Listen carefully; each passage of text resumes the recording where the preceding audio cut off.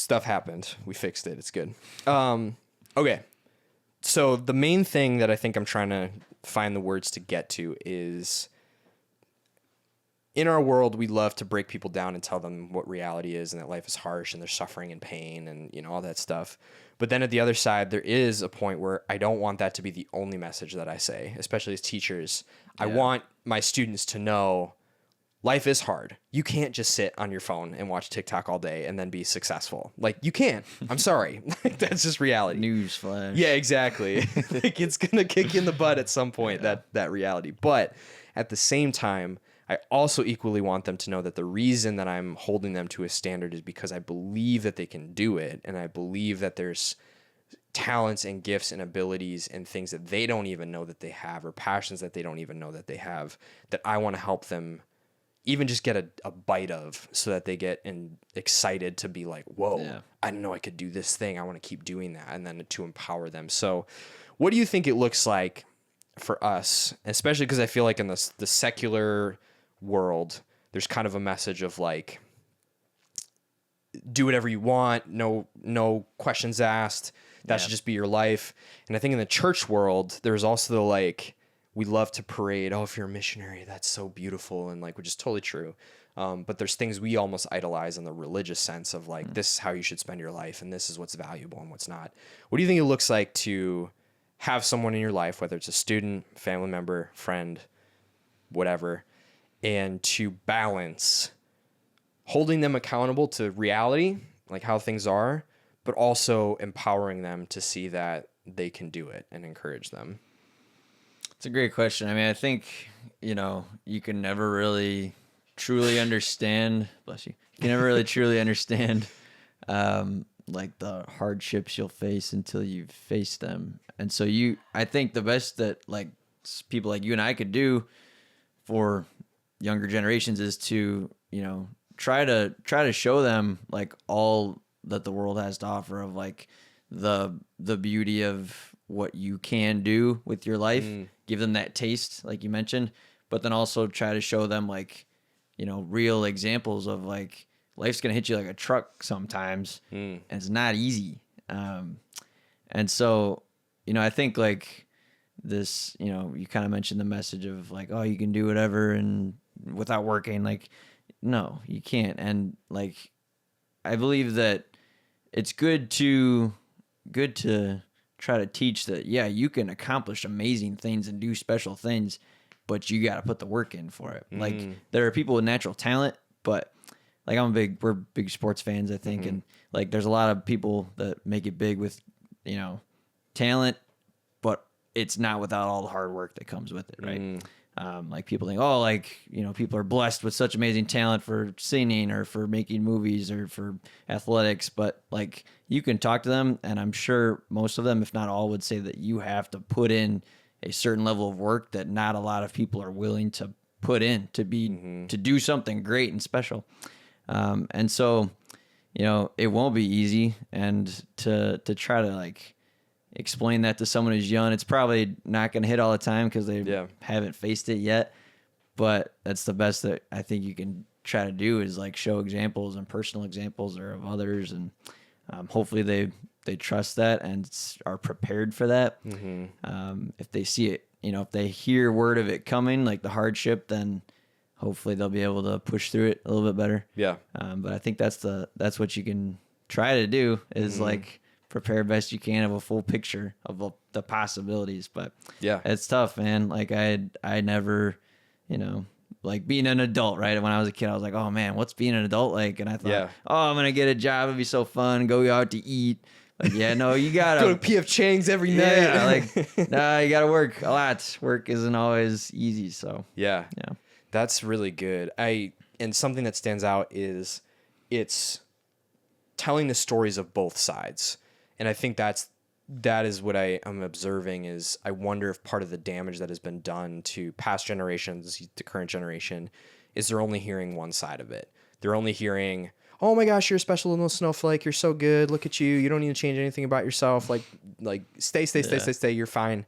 And then there's the other side where it's like, you're a maggot, you're a piece of crap. Like, you know, like there's this, you know, you need to bust your butt to get anything and you're like, and so they're hearing these like one extreme, and then it's like, well, if you're only hearing you're all negative, then of course when someone comes along and says, yeah, you don't need to change that about yourself, like it's totally fine, and they're like, wow, I don't, like that's great. And then on the other side, if you're only hearing sweet things, because I'm seeing kind of both happen right now, then you get the guys who are, it's like, well, I'm gonna go find that military YouTuber and follow him because he's telling me to get my butt out of bed every day at 5 o'clock or I'm not gonna be successful. And so like the extremes are just yanking each other. It's like they sit there and then the person like just kind of transitions over when they hear someone who's, and so I wonder if that can be one of the beauties of us as believers, is to say, dude, life is going to be hard. I'm going to kick your butt. But what we believe is in Christ, that when those things come, you will be so blown away by the strength that comes out of you to handle that thing. Or when you find that thing that you're passionate about, the clarity that will strike you right when it's the right time for how to step into that thing you've been feeling you need to do or want to do. That it's both. It's not, you need to be so militaristic, you know, that you like can't eat a cookie like once a week, but you also like don't want to be like, oh yeah, just eat whatever and do whatever and watch whatever and play whatever, like, you know, that kind of freedom. But I'm wondering what we should do for our last question. Okay.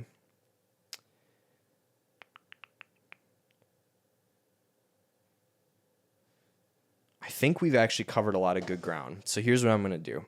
I think I've done this with a few people. So was there anything watching this movie this time around that made you have a question similar to the ones that we've been talking about? Or was there anything that the movie elicited that you're like, wow, I've never thought about this, and this is a question that's kind of kicking around right now?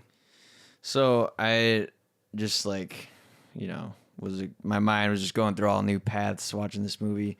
And one question I kind of thought of when it was right after that scene that we talked about with Woody in the box and Buzz strapped to the racket, and how they fought so hard to get back to Andy, because they felt this loyalty to Andy.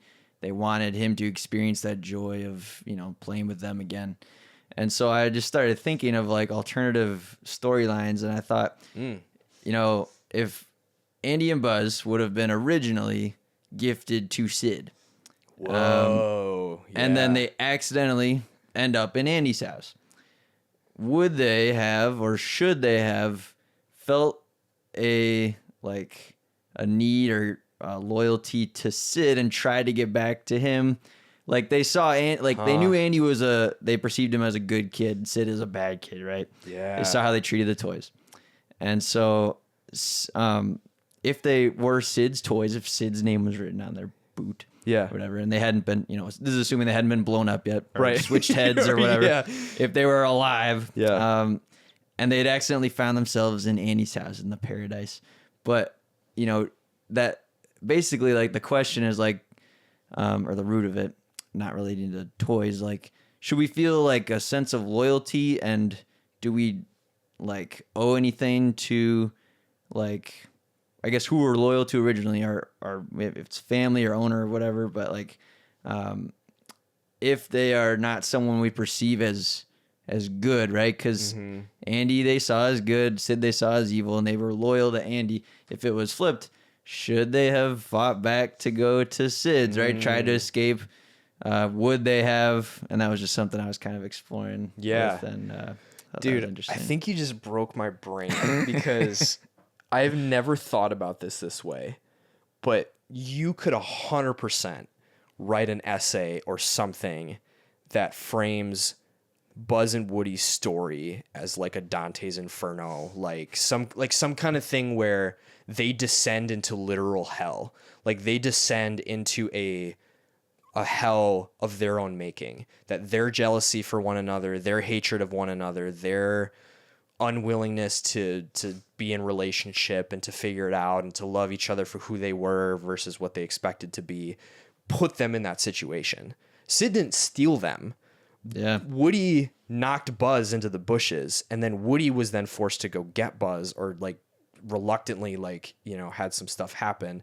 Then they end up in the pizza truck thing, and there's all this stuff that happens, and like it was their their own evil decisions that put them into the situation to be in proximity to Sid. Yeah. And so to me, as you were describing that, I was like, I don't know if I would say that they would need to fight to go back to Sid, because I see Sid very much representing or being an allegory for the devil in a way. And I mean, he's like very like pop culture devil, right? Like he's maniacal and he's like burning holes in toys and like, you know, blowing them up in the yard. Pretty sure I did that at one point. Right.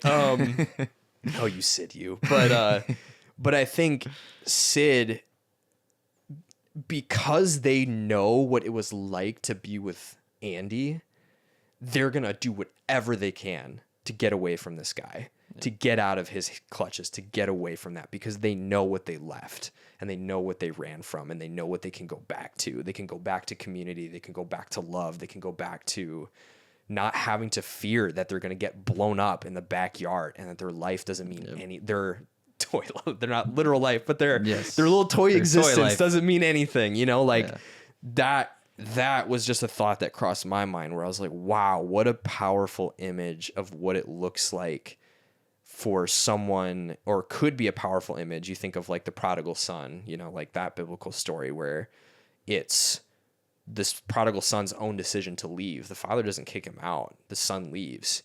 And it's the son remembering being in the pits of what he was in, remembering, well, when I was with my dad, I got to eat like real people food. I didn't have to eat with the pigs. And like, I got to like do stuff that mattered. And so he's running back to his Andy in a way. Yeah. So like that just kind of blew my mind that you could like literally do a frame by frame to the prodigal son in Toy Story 1. And it was just like, what? Like, so, but that's cool. I love that. That's a great question. So, and I always love like what if Sid had been the main guy, but that's awesome. So any other thoughts, questions, things that you're thinking through, or? No, I mean, it was just so cool, like, watching this movie with this kind of perspective and preparing for this. So thank you for that opportunity. That was you bet. That was really cool. So I only asked because I knew you had a Pizza Planet shirt and you'd wear it. Yes. That was the only reason. I also had an RC toy as a kid. Oh, and it was like, my favorite toy ever. It was so, like, remote control and everything. It was so awesome. I love Toy Story. I did not own one, but I had, my aunt and uncle had one, and I 100% know that I have a memory of trying to light a match from his tire.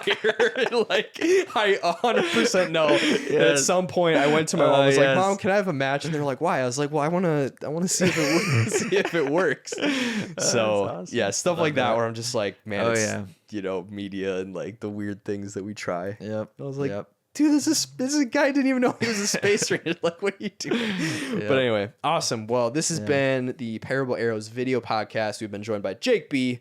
Are you a big social media guy? Are you doing not really. No, not too much, but a little bit. Usually I tell people to go find whoever's stuff there is, but I know you're not going to find me too many places. So don't even look for them. Yeah. Don't.